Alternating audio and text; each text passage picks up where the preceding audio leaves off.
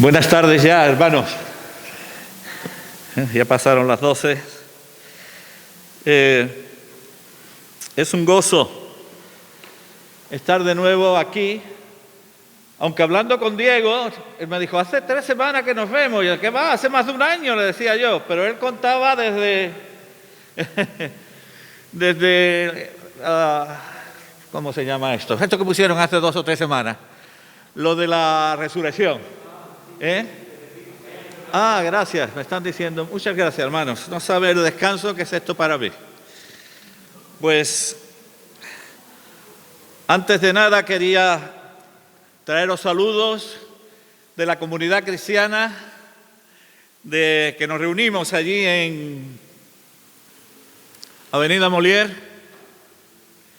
Me han encargado los hermanos que os traiga saludos cariñosos. Ya sabéis, hermanos, que nos sentimos uno con vosotros. ¿Por qué nos sentimos uno con vosotros? Porque somos uno. Porque somos uno. Lo dice el Señor. Y nosotros lo queremos. Amén. Y además porque estamos practicándolo. Estamos en ese camino de no ser solamente personas muy de sana doctrina en la mente, sino de sana doctrina en la práctica. Amén. Otra cosa que quería hacer, hermano, es daros gracias a todos, sobre todo a los que habéis estado orando por mí, por mi familia, en este tiempo que el Señor nos permitió pasar con el dichoso coronavirus. Lo ha pasado mi esposa, lo he pasado yo, lo ha pasado un hijo mío, lo han pasado no sé cuántos, tengo 9 nietos, y de los 9, ¿cuántos lo han pasado? 3 por lo menos. 3 por lo menos. Entonces yo oraba al Señor diciendo, Señor, por favor, mi esposa no, ella es una enferma de riesgo, yo soy fuerte. Yo soy fuerte, así que si en tu soberanía santa tú permites que alguno de nosotros tenga que pasar por ahí, que sea yo. Y en su soberanía santa el Señor lo tenía previsto. ¿Y a quién mandó a Carlos Haya? Al fuerte. Al que se creía fuerte. Pero hermanos, os puedo decir que el tiempo que estuve allí, bueno, Daniel sabe más que yo de esto, Daniel Frías. El tiempo que estuve allí ha sido un tiempo precioso en el Señor. Porque fue un tiempo en el que pude comprobar que todo lo que dicen las Escrituras, las promesas del Señor son ciertas. Que Jehová es mi pastor, nada me faltará, no es una poesía, es una realidad experimental en nuestras vidas. Que el yo estoy con vosotros todos los días hasta el fin del mundo, es verdad. Que cuando las pruebas son fuertes, experimentamos la dulzura de nuestro Señor.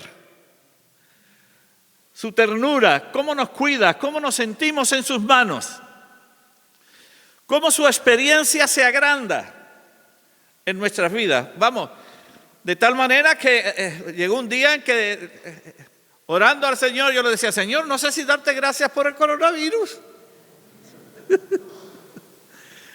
No sé si darte gracias, porque qué hermoso eres. Hermanos, gracias por orar. Por mi familia y por mí. Muchas gracias. El Señor oyó vuestras oraciones y contestó de acuerdo a su voluntad. Gracias. Cuando Alfonso y un servidor, aquel reloj va bien, hermano, si no saco el mío. ¿Va bien? Bien, ya. Alfonso me dijo el tiempo y mi esposa me ha leído la cartilla. Para que no me pase.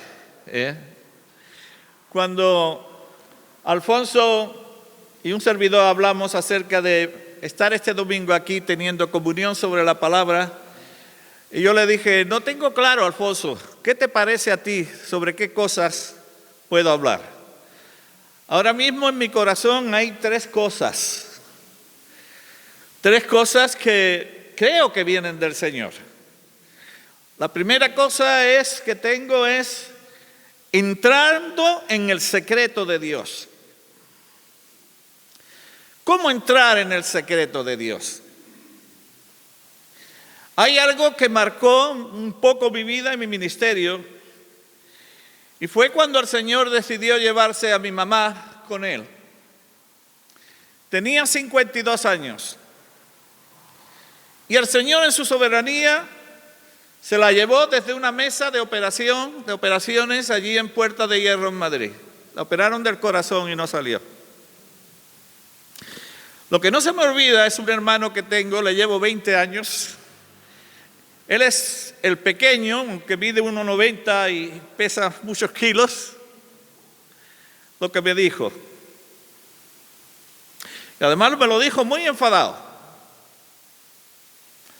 Me dijo Luisito, porque yo para mi familia soy Luisito, aunque ya tengo 70 años. Luisito, ¿por qué?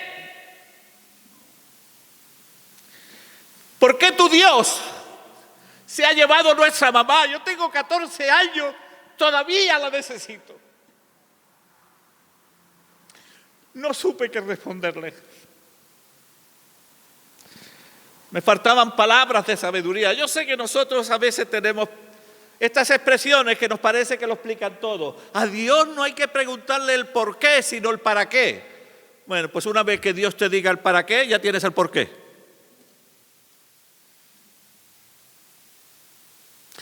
Y necesitamos, hermano, este no es el tema, pero necesitamos cada hijo, cada hija de Dios, entrar en el secreto de Dios y mucho más en este tiempo. Porque son muchas las preguntas que no solamente ahí fuera se hacen, sino aquí, en la congregación también nos hacemos. Dice Jeremías, si ellos hubiesen entrado en mi secreto, y estaba hablando de los pastores, habrían hecho volver a mi pueblo de sus malos caminos.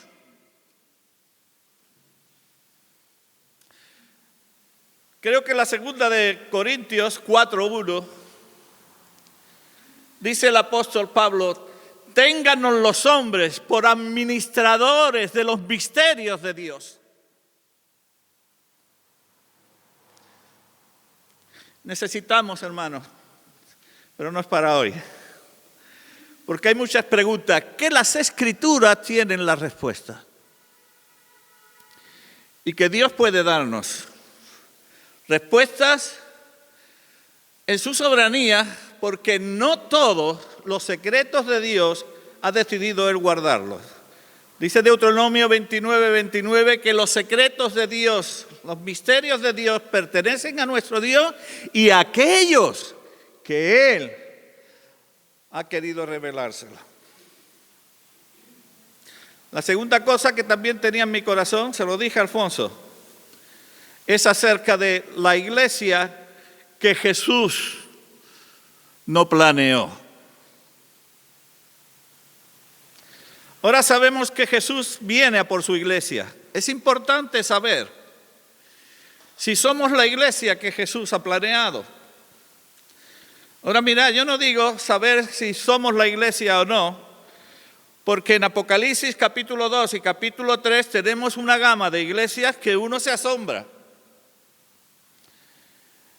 En la Odisea es una iglesia que tiene una opinión de ella cree que es la iglesia, pero que Dios tiene una opinión distinta de ella.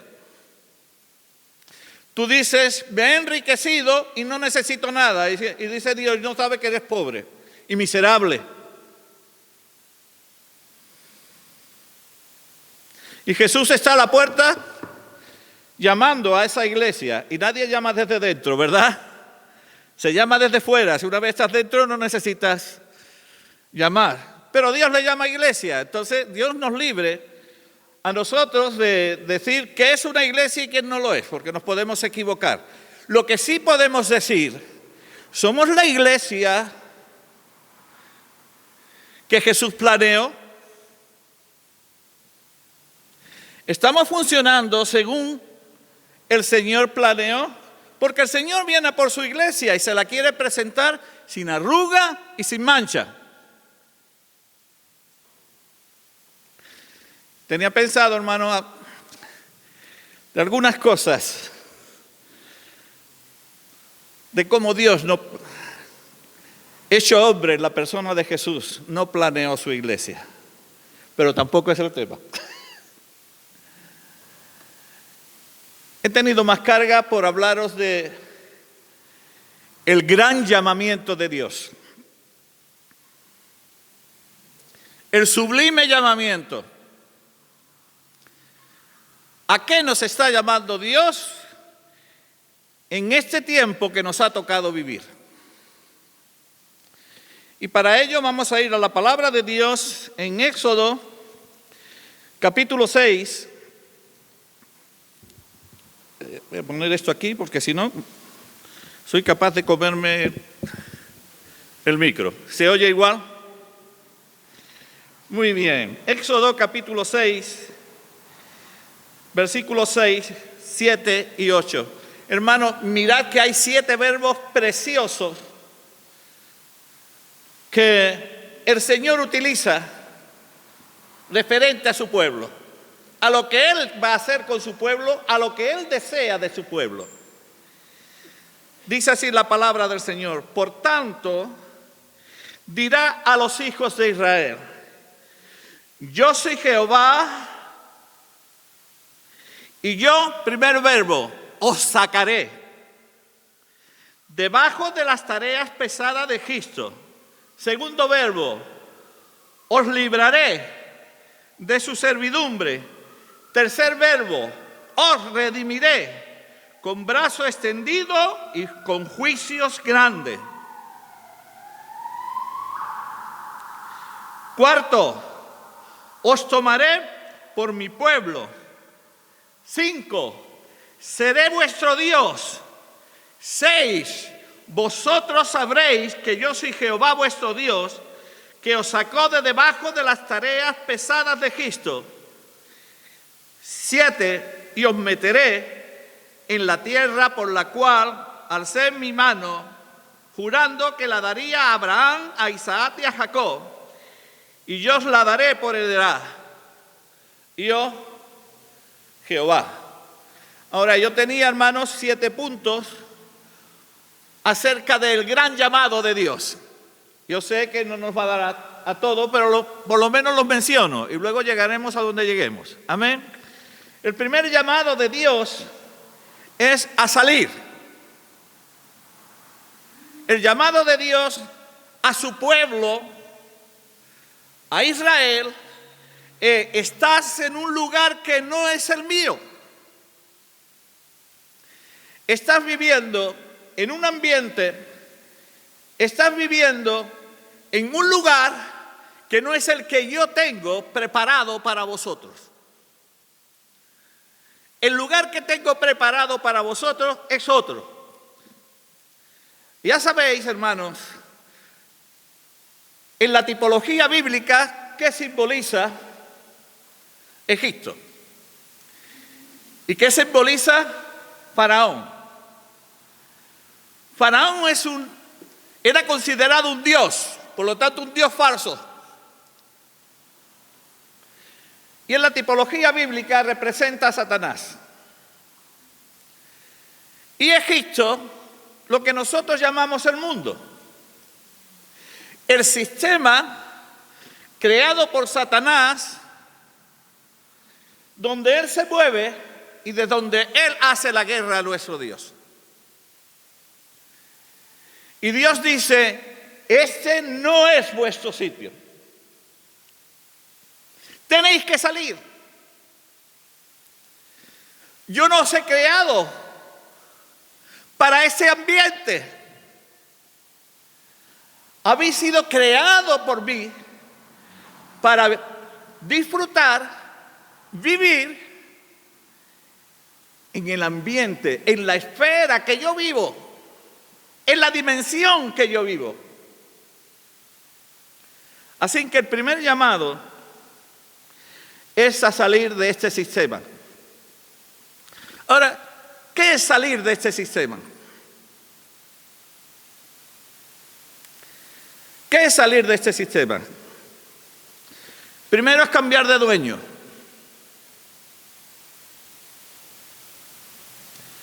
Es cambiar de dueño. Aunque nosotros nos creamos los dueños de nuestra vida, en realidad hay detrás alguien que maneja los hilos. Hay alguien que nos empuja a vivir de acuerdo a su naturaleza pecaminosa, corrompida, mentirosa, que es el enemigo de Dios. Y entonces salir del sistema primero significa cambiar de dueño. ¿Cuántos dicen amén? Bendito sea el Señor. ¿Y cómo cambiamos de dueño? Porque ha habido alguien que nos ha comprado. ¿Qué dice la primera de Pedro, capítulo 1? Primera de Pedro, leeremos bastantes textos, si el Señor lo permite. Es un texto muy conocido, Primera de Pedro, capítulo 1, versículos 18 y 19.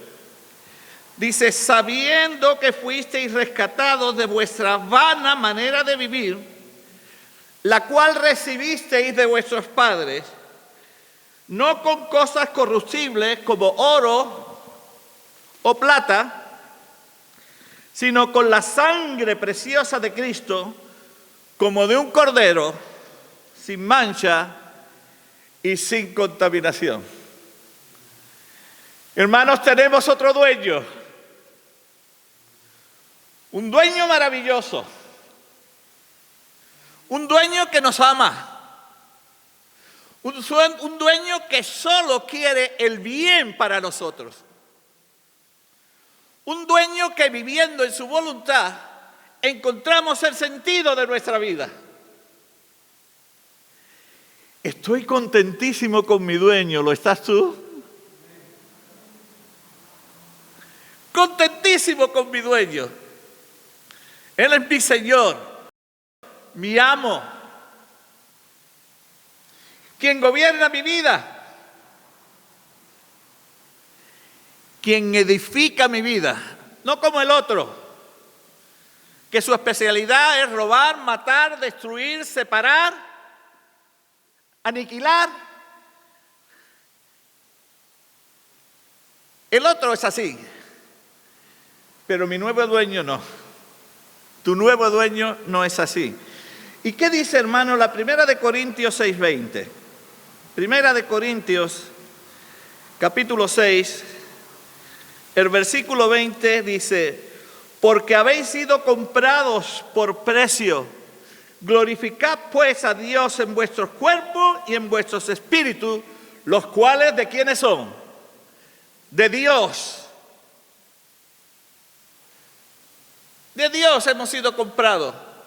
Entonces lo lógico, lo normal, es que Él gobierne nuestras vidas, la dirija.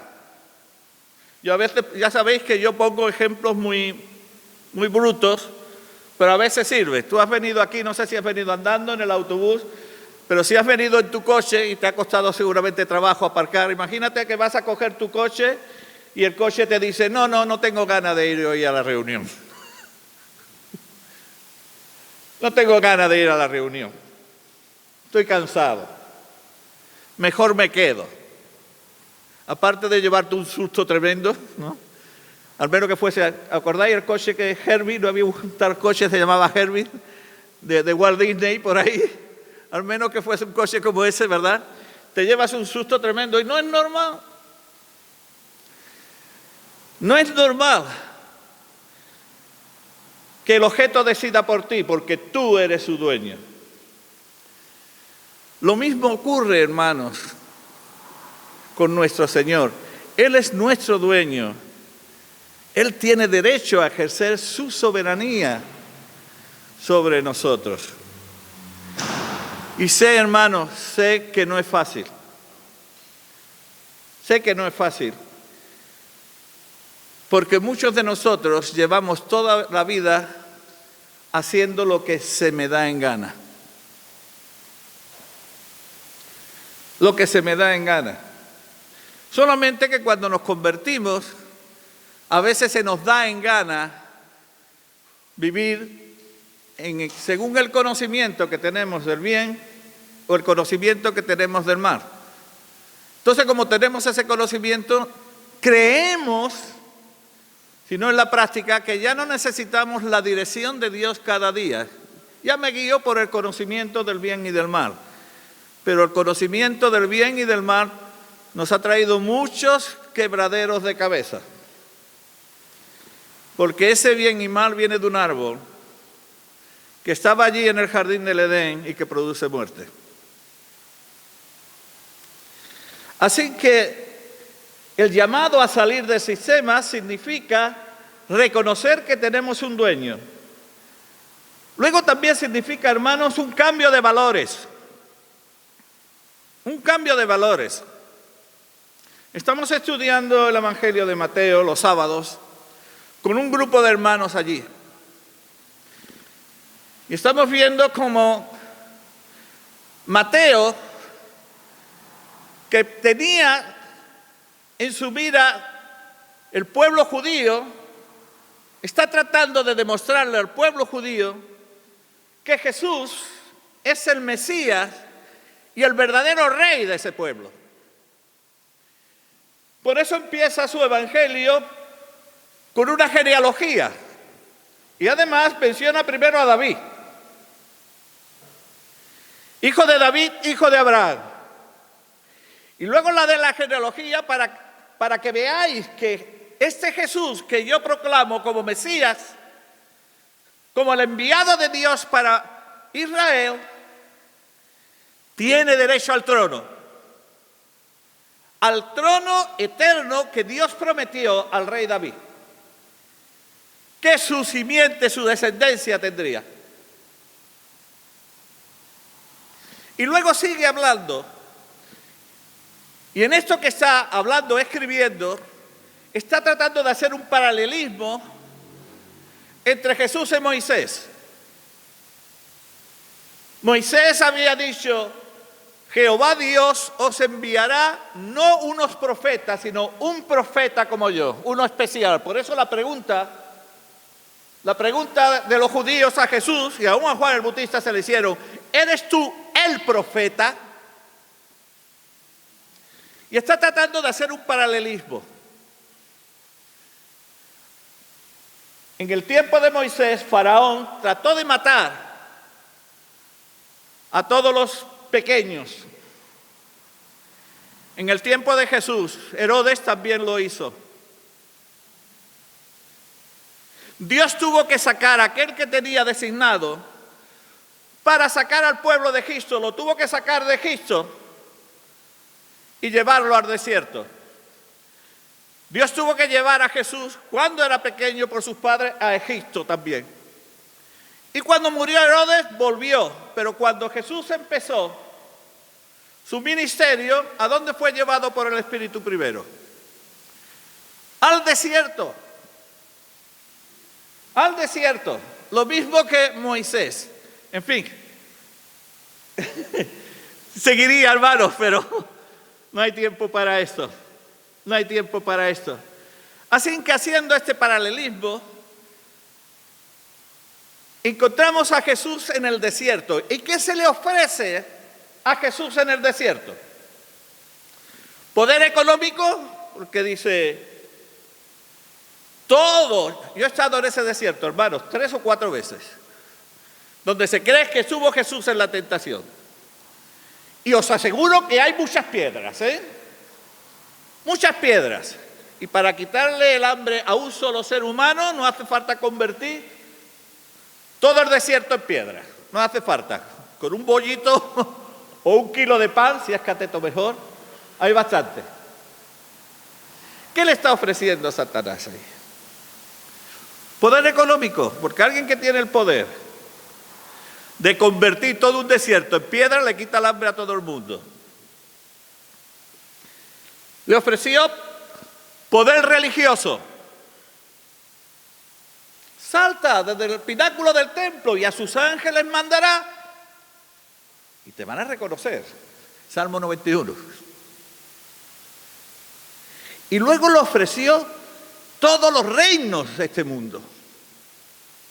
Jesús le dijo, todo esto que me estás ofreciendo tú no lo tendrías si no te hubiese sido dado. ¿Quién se lo dio? El hombre. Dios no. Y después de esa experiencia de Jesús, ¿de qué predica Jesús? Vino predicando el Evangelio del Reino. Y entonces empieza a dar los valores del reino. Bienaventurados los que lloran. Bienaventurados los pobres de espíritu. Bienaventurados los que tienen hambre y sed de justicia. Bienaventurados los mansos. Bienaventurados los misericordiosos. Jesús estaba dando los valores del reino, que eran totalmente distintos a los valores que Satanás le había ofrecido a él en el desierto. Salir del mundo, hermanos, significa cambiar nuestros valores. Y vamos a leer un par de textos en Colosenses, por favor, más de par, 4. Colosenses, capítulo 3. Son textos muy conocidos. Tengo más textos, hermanos, pero por amor al tiempo no lo leeremos. Colosenses, capítulo 3, versos tan conocidos como del 1 al 4. Si pues habéis resucitado con Cristo, ¿qué tenemos que buscar, hermanos? Las cosas de la dimensión donde Dios está, donde los valores son otros. ¿Y cuál es la visión que Dios nos ha dado? Venga tu reino. Venga tu reino. Esos valores, traerlos aquí. No tenemos tiempo, hermanos, sino veríamos como el hombre es la persona especial que Dios ha hecho de la creación de Dios, capaz de vivir en las dos dimensiones. En la dimensión celestial, porque Dios nos ha dado un espíritu, y en la dimensión terrenal.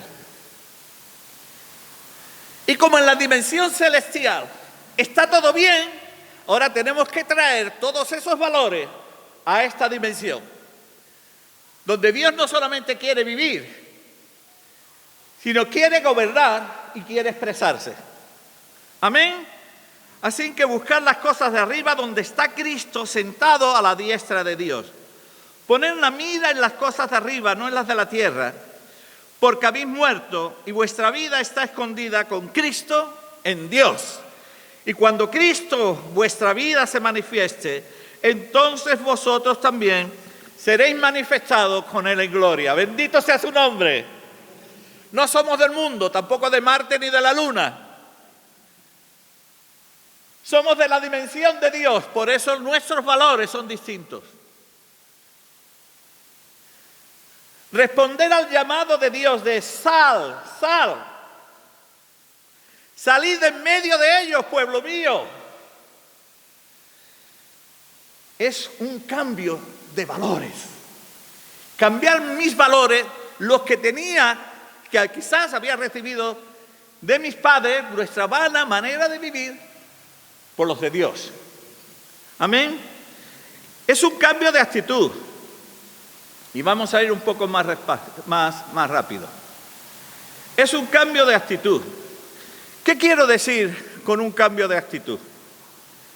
¿Os habéis dado cuenta, hermano, la diferencia que hay entre un indigente a un peregrino? ¿Os habéis dado cuenta? El indigente no sabe de dónde viene siquiera. El indigente depende de la suerte y la casualidad de ese día.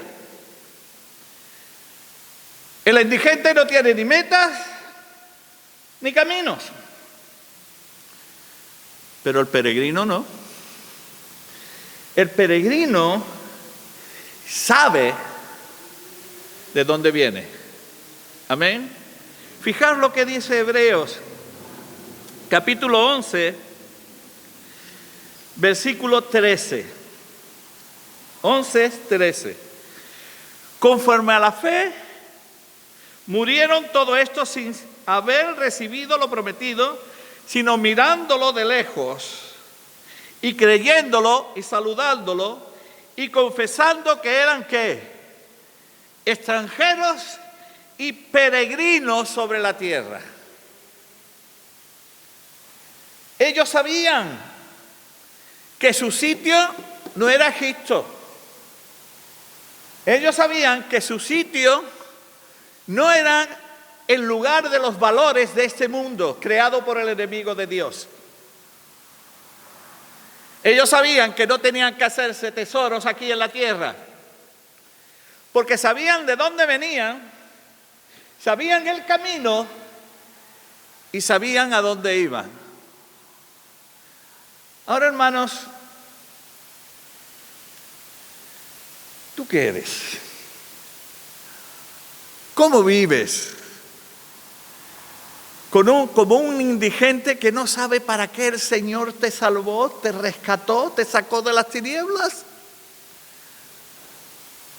O alguien que sí sabe de dónde viene, por qué está aquí, para qué está, qué espera Dios de él, qué espera Dios de ella y hacia dónde va.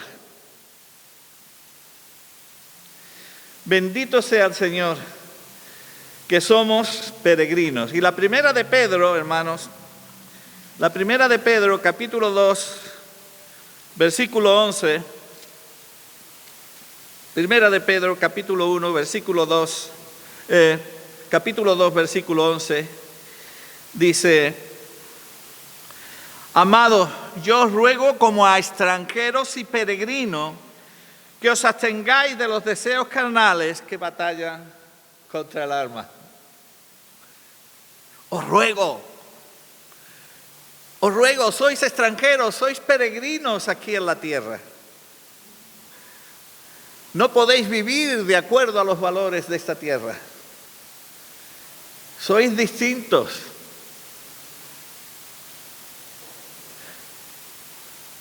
Estáis con Cristo en la esfera celestial, porque cuando Él resucitó, nos resucitó con Él, solamente que por un tiempo estamos aquí.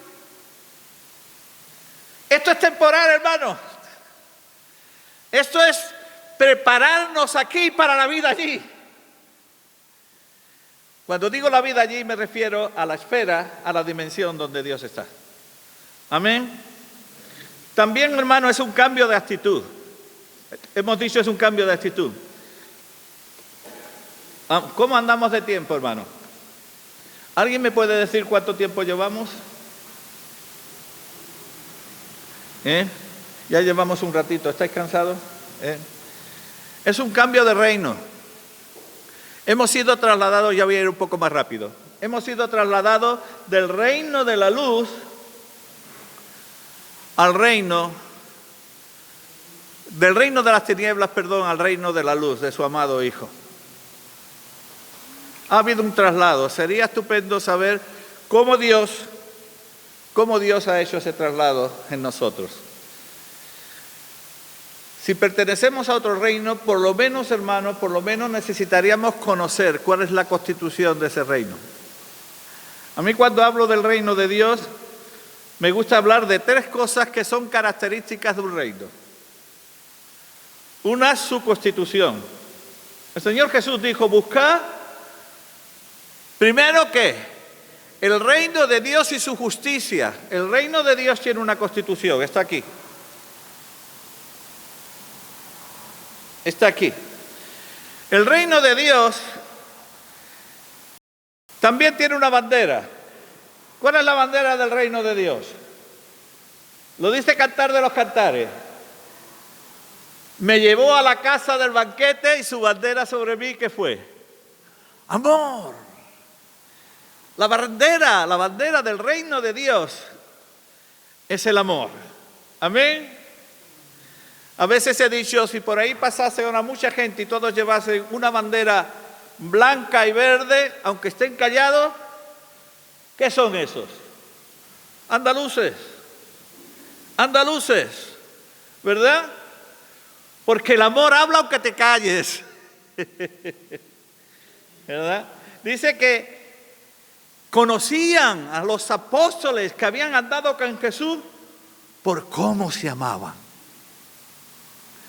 Y también el reino de Dios también tiene un idioma. Siempre pongo el mismo ejemplo. Si pudieras coger un ascensor y llegar hasta los infiernos, allí ¿qué hace todo el mundo? Se queja de todo, de todo.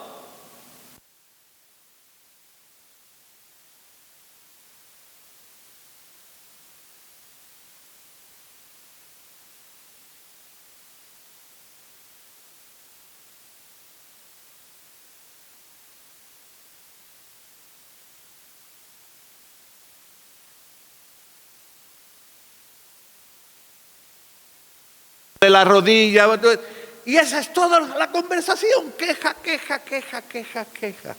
Hermanos, ese no es tu idioma. Cuando estabas en el otro reino donde el Señor te ha llamado y te ha dicho, sal, ese era el idioma normal de allí. Pero tu idioma ahora es otro. Si coges el mismo ascensor y llegas hasta la dimensión de Dios que nosotros llamamos los cielos, allí ¿qué es lo que hace todo el mundo? Alaba. Señor, te doy las gracias. Señor, eres eterno. Señor, tú no te equivocas. Señor, tu voluntad es buena, agradable y perfecta.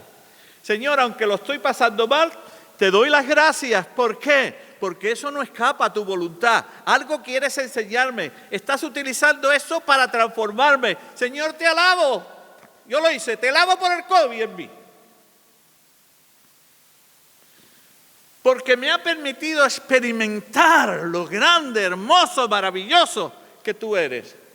¿Y cómo me cuidas? ¿Y cómo estás cuidando a los míos?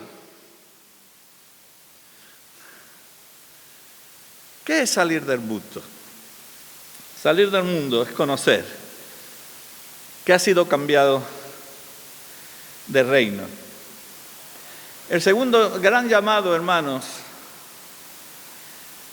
no nos va a dar tiempo los 7, pero por lo menos 1 o 2 más. Un llamado a conocer a Dios. A conocer a Dios. Dios llama a su pueblo y se presenta. Yo soy Jehová vuestro Dios. Yo soy el Dios de Abraham. Yo soy el Dios de Isaac.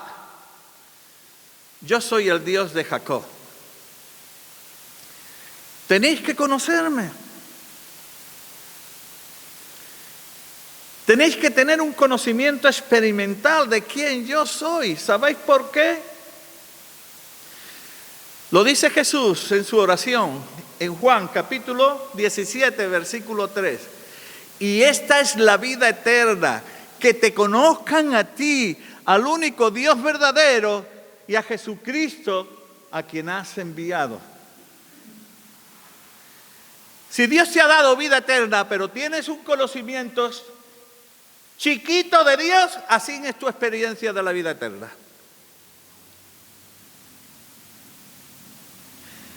Si tenemos un conocimiento chiquito de nuestro Dios, la experiencia de la vida eterna que tenemos, porque Él nos la dio por gracia,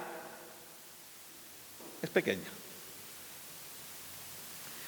Hermanos, la vida eterna es tan maravillosa que, fijaos bien, escapa todo. Cuando Dios creó el espacio y el tiempo, antes que había eternidad. El Dios eterno. Fijaos bien, la vida eterna que Dios nos ha dado escapa al espacio y al tiempo. Y el contenido de esa vida es el conocimiento experimental ¿de quién? Del Dios verdadero a través de Jesucristo. el llamado que Dios hace a sus hijos, aquellos que lo ha sacado de Egipto y lo está llevando para introducirlo en su dimensión, es: durante el camino tenéis que conocerme más, para que disfrutéis más lo que es la vida eterna, lo que yo os he dado. Dice, creo que es Jeremías: no se alabe el fuerte en su fortaleza, ni el rico en su riqueza, sino gloríese ¿en qué? En conocerme y entenderme. A Dios le agrada que tú le conozcas. A Dios le agrada que tú le entiendas. Dice el profeta, esto es una profecía, que la tierra será lleno ¿de qué?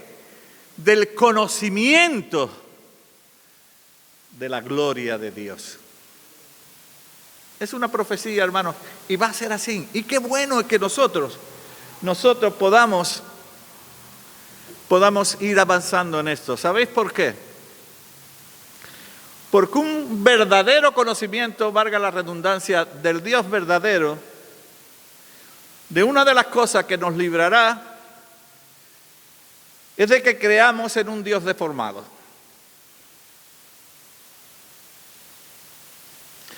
Nosotros hemos sido hechos a imagen y semejanza de Dios. ¿Cuántos dicen amén?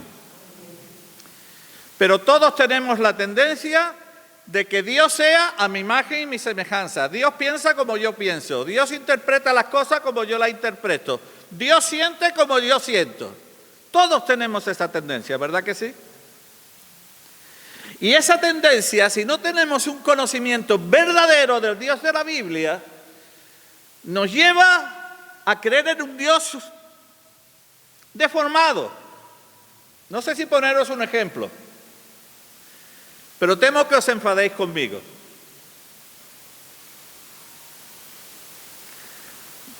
¿Me dais permiso? Ahora aquí no me vais a decir que no, ¿verdad, Alfonso? ¿Me dais permiso?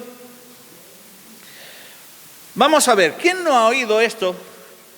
Porque hay una cosa, hermano, que me está preocupando últimamente, y es la influencia que está teniendo la psicología sobre la iglesia. Ahora, yo no digo que tengo un hijo psicólogo, ni siquiera digo que la psicología sea mala, es buena, siempre y cuando ayude al ser humano. Pero la psicología deja de ser buena cuando dice cosas que no son de acuerdo a la Biblia. ¿Verdad? Por ejemplo, una de ellas: quien no se ama a sí mismo no puede amar a los demás. Pero si yo lo que veo es que todos nos queremos un montón.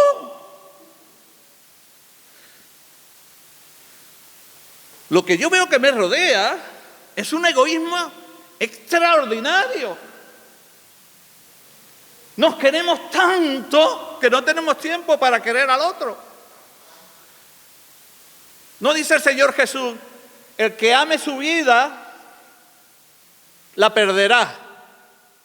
Pero el que la pierda, o sea, el que no se ame tanto a ti, así, sino que ame más al otro que a él mismo. Porque eso es lo que dice el Señor Jesús. Un mandamiento nuevo os doy, que os améis los unos a los otros como yo os he amado. Ahora, el amarnos los unos a los otros, hermanos, eso no es nuevo. Eso ya lo dice el Antiguo Testamento, ¿verdad que sí? ¿En qué está lo nuevo? En que el Señor nos amó más a nosotros que a Él mismo. Por eso fue a la cruz.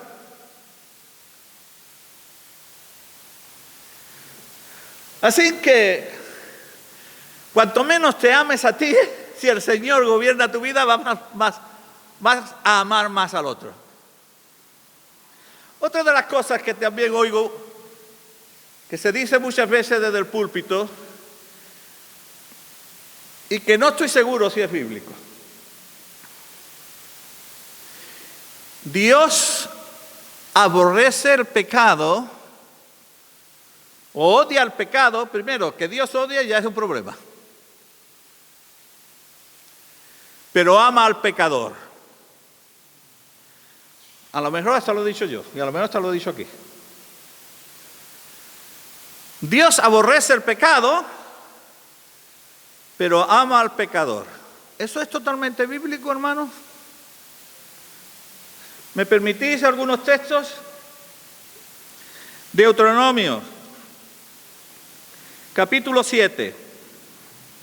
Por cierto, dejadme deciros que Deuteronomio es el libro que más mencionó el Señor Jesús, nuestro Rey.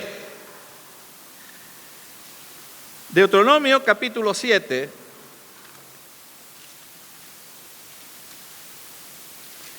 Versículo 8 al 10. Sino por cuanto Jehová os amó y quiso guardar el juramento que juró a vuestros padres, os ha sacado Jehová con mano poderosa y os ha rescatado de servidumbre de la mano de Faraón, rey de Egipto. Conoce pues que Jehová tu Dios es Dios, Dios fiel, que guarda el pacto y la misericordia a los que le aman y guardan sus mandamientos hasta 1000 generaciones. Ahora fijaos bien en este texto. Y que da el pago en persona al que le aborrece, destruyéndolo. Y no se demora con el que le odia. En persona le dará el pago. Vámonos a Proverbios. Capítulo 6. Versículos 16 al 19. Fijaos bien que está hablando de las cosas que aborrece Jehová. 6 cosas aborrece Jehová y aún 7 abomina su alma. Los ojos altivos, la lengua mentirosa, las manos derramadoras de sangre inocente, el corazón que maquina pensamientos inicuos, los pies presurosos para correr al mal, el testigo falso que habla mentira y que siembra discordia entre los hermanos. Eso lo aborrece Jehová, aborrece al testigo falso.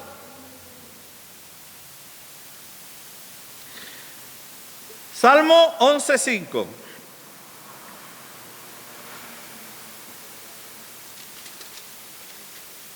Salmo 11:5. Jehová prueba al justo, pero al malo y al que ama la violencia, su alma, la de Jehová, lo aborrece.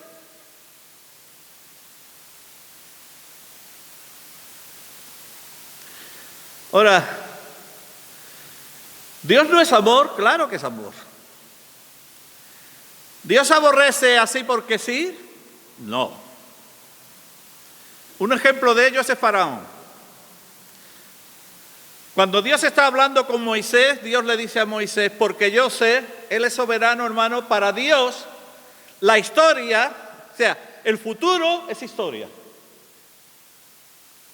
Él tiene un predeterminado conocimiento de las cosas. Y como Él tiene un predeterminado conocimiento de las cosas, le dice a Moisés, yo sé que Faraón endurecerá su corazón. Dios lo sabe. Puedes verlo en Éxodo 3:19.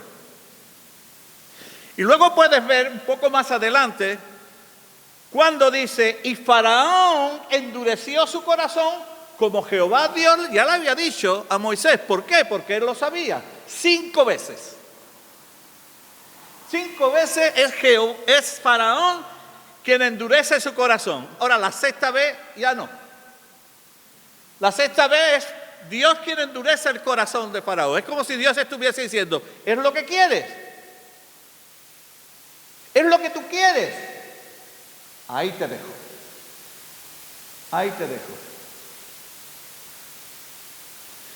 Hermanos, el otro día estaba con mi familia. Muchos de ellos Dicen que son ateos. Y algunos estaban hablando de Dios como diciendo, yo no quiero creer en Dios. Y yo les dije, mira, es curioso que cuando tú vas a trabajar, aceptas las órdenes del jefe, ¿verdad que sí? Tú no vas imponiendo condiciones al jefe. Cuando tú vas al banco y hablas con el director porque necesitas un préstamo, es el director del banco el que pone las condiciones. ¿Quién te ha dicho que cuando tú quieres ir a Dios, las condiciones las vas a poner tú? ¿Qué sabes si ya has pasado la línea roja en la que Dios ha dicho, se acabó? Cuando el diluvio, dice las Escrituras que Dios cerró. ¿Quién cerró la puerta del arca? No fue Noé. Fue Dios mismo. Y cuando Dios cierra la puerta, es imposible entrar en el arca de la salvación de Dios. Es imposible. Hermanos, un conocimiento amplio de la persona de nuestro Dios nos va a ayudar a no deformarlo ni a predicar cosas que no son verdad. ¿Por qué? Le dice Pablo a Timoteo, 1 Timoteo 3:15, para que si tardo sepas cómo debes conducirte en la casa de Dios, que es columna y baluarte de la verdad. Pero la iglesia es columna y baluarte de la verdad cuando tiene un conocimiento amplio del Dios verdadero.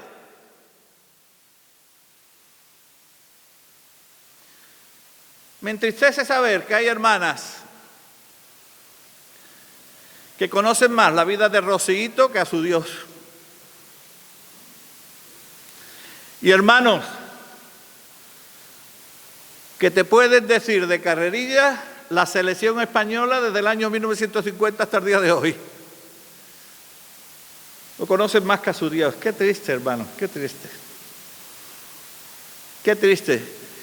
Porque esa forma de vivir tiende a que creamos en un Dios que nosotros mismos hemos creado. Una vez hablando del conocimiento, una hermana me dijo, pero ¿no dice Pablo que el conocimiento envanece y el amor edifica? Y yo digo, sí, pero Juan dice que el que no ama no conoce a Dios. Y si tú no conoces a Dios, ¿a qué Dios estás amando? ¿Estás amando al Dios de la Biblia o al que a ti te parece que es Dios? El gran llamamiento, hermanos, es a conocer cada vez más y mejor a nuestro Dios y conocerlo en la experiencia. Y eran 7, llevamos 2. Un punto más y termino, hermanos, pero cortito. Y esto va a ser más. Cuando Dios llama a su pueblo, en Deuteronomio capítulo 8, versículo 1 y 2 dice, cuidaréis de poner por obra todo mandamiento que yo os ordeno hoy, para que viváis y seáis multiplicados y entréis y poseáis la tierra que Jehová prometió un juramento a vuestros padres. Y te acordarás de todo el camino por donde te ha traído Jehová tu Dios estos 40 años en el desierto, para afligirte, para probarte, para saber lo que había en tu corazón, si habías de guardar sus mandamientos o no. O sea que Jehová te ha traído por el desierto para afligirte, para probarte, para saber lo que había en tu corazón. Pero es que Dios, que lo sabe todo, no sabía lo que había en el corazón de ellos. Claro que sí lo sabía Dios. ¿Sabéis quién no lo sabía? Ellos. Ellos. Y hay un llamado de Dios a conocernos a nosotros mismos, porque no nos conocemos. Todos tenemos una opinión de nosotros tan alta, que si nos enteramos que alguien ha dicho algo de nosotros que no nos gusta, nos enfadamos. Nos sienta fatal. Y bueno, y te perdono porque tengo que perdonarte 70 veces 7. Pero si no, no te hablo en la vida.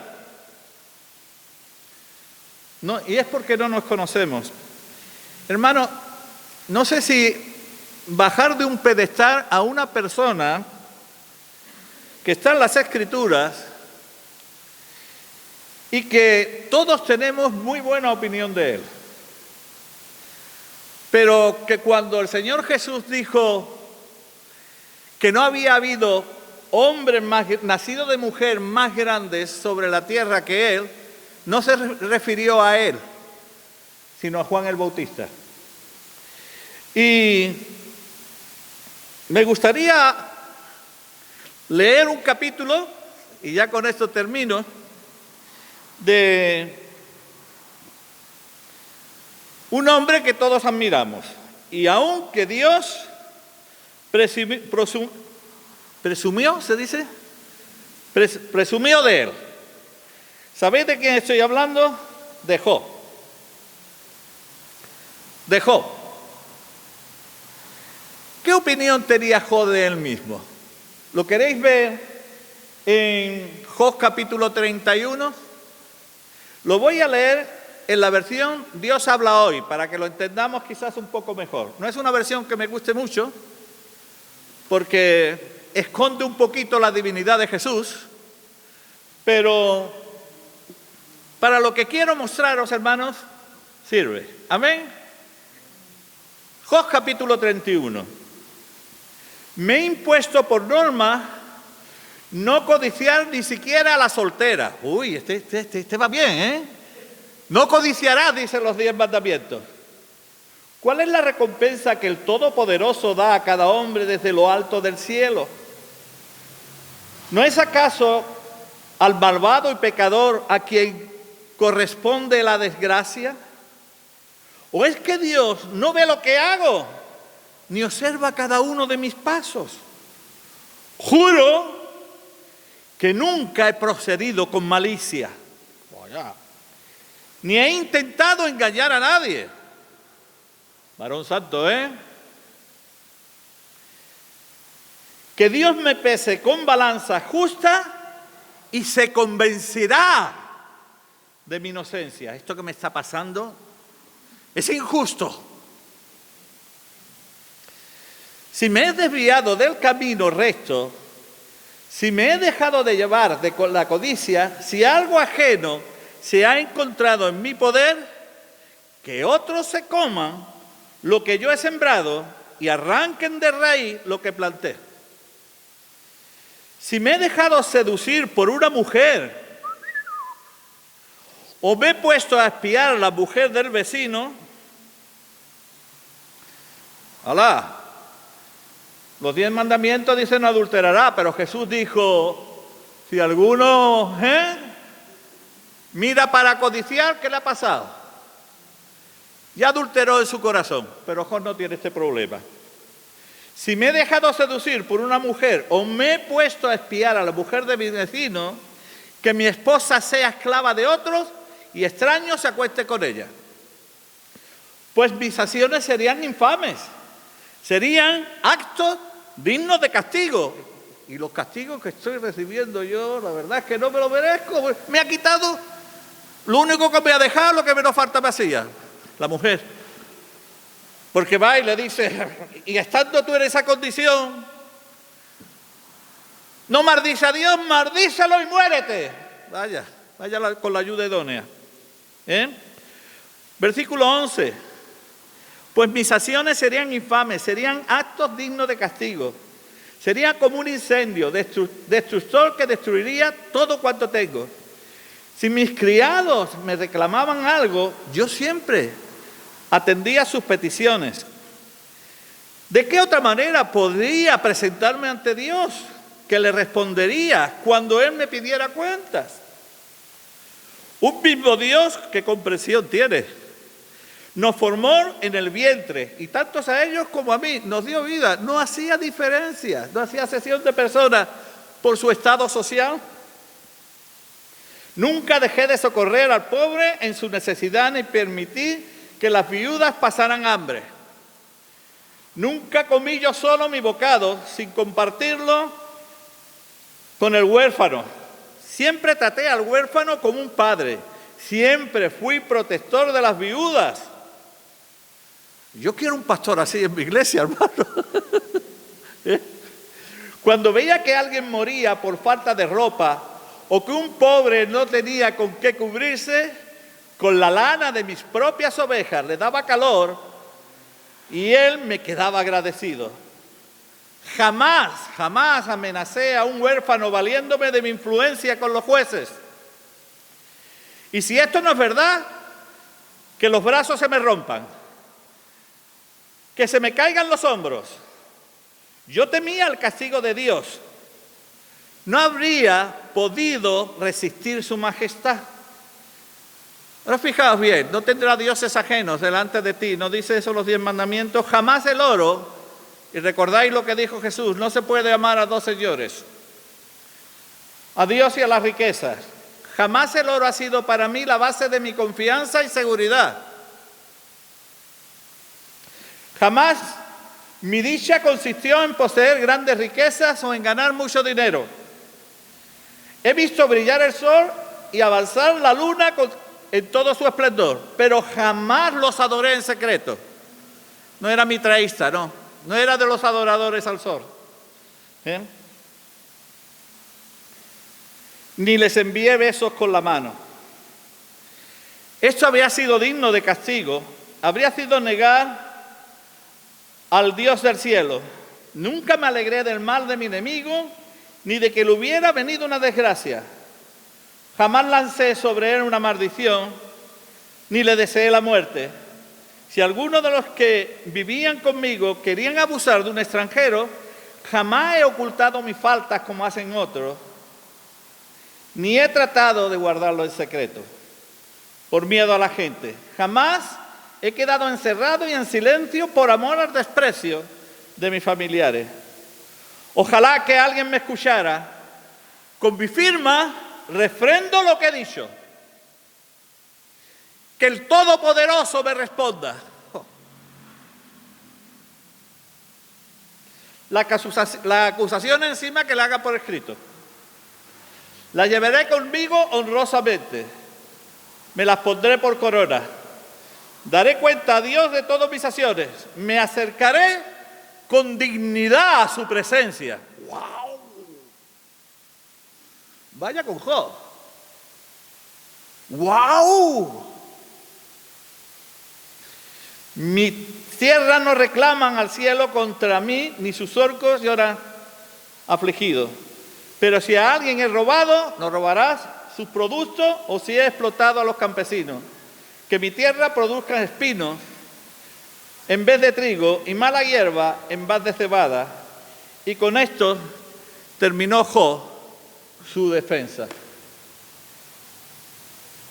Dejadme deciros una cosa, hermanos. Job no se conocía. Job no se conocía. ¿Cuándo llegó Job a conocerse? Capítulo 42. Capítulo 42, y con esto termino, hermano. ¿Estáis cansados? ¿Estáis cansados de verdad? Ya termino. Del 1 al 6. A partir del capítulo 38, Dios le ha dicho, ahora voy a ser yo quien te pregunta a ti, respóndeme. Ahora voy a ser yo. Y fijaos lo que dice el 42. Respondió Job a Jehová y dijo, yo conozco que todo lo puedes y que no hay pensamiento que se esconda de ti. ¿Quién es el que oscurece el consejo sin entendimiento? Por tanto, yo hablaba lo que no entendía.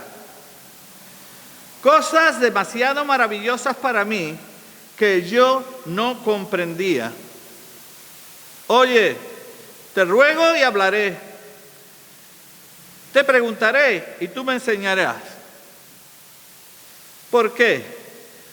Porque de oídas te había oído. Cuando tenía un conocimiento limitado de Dios, de oídas la había oído. Por eso tenía ese gran concepto que tenía de Él. Pero ahora mis ojos te ven.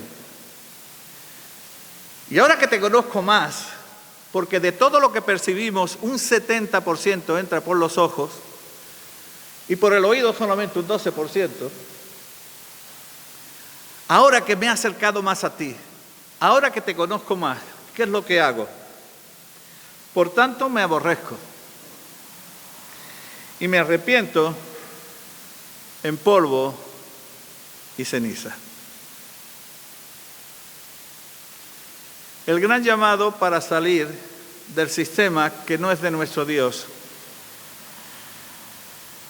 Un gran llamado para conocerle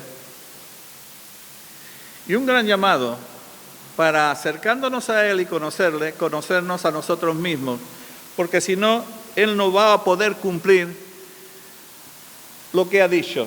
No solamente os rescataré y os sacaré, sino os liberaré. Si no nos conocemos, creemos que no necesitamos, ya no perdón, Él nos perdonó, liberación. Creemos que no necesitamos cambio. Pero si nos acercamos a Dios, si oímos su gran llamamiento a conocerle, nos vamos a conocer y vamos a permitir que Él siga trabajando en nosotros y haciendo crecer en nosotros la vida eterna que Él nos ha dado. Pues que a Dios sea su gloria. Amén.